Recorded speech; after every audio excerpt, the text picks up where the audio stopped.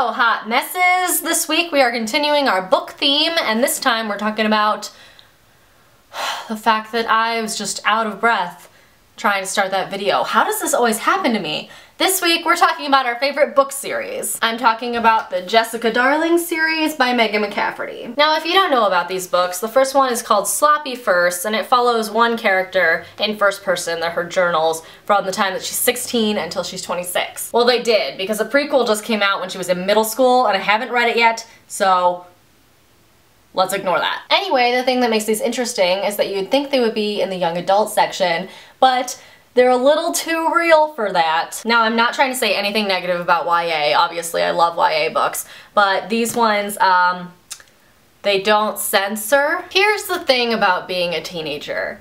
You're kind of pushing your boundaries, testing your beliefs and who you are and the kinds of things you will and won't say. And there isn't a lot that Jessica won't say. I think the thing that really resonates with me is just how honest these books are, especially because they kind of give a perspective from a female protagonist that female protagonists don't usually get to have. By that I mean that when she's a 16-year-old girl, she has a foul mouth and is completely obsessed with sex, and that is definitely gendered towards boys. I'm just saying that these books don't try to push the main character into a polite femininity box, and that's not usually something that happens in books that are sold to teenagers. And I'm not just saying that I like them because they're dirty or raunchy or sexual, because they're not even that at all. It's just more about honesty. And another important factor is that the main character is kind of mean and horrible, because teenagers are mean and horrible sometimes. Don't get me wrong, not any more mean or horrible than adults or kids or anyone else.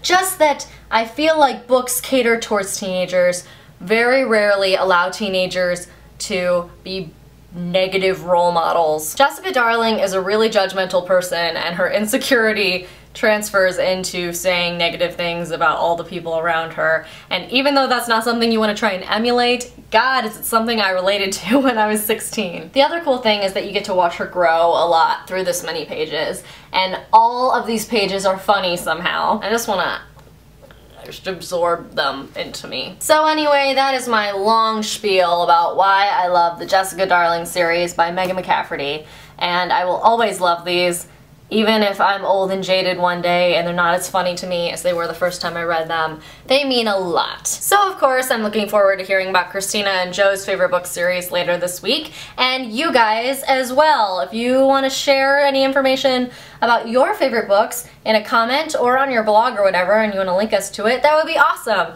because the book club thing is fun to do. So thanks for hanging out with us and with books, and we'll see you on Monday.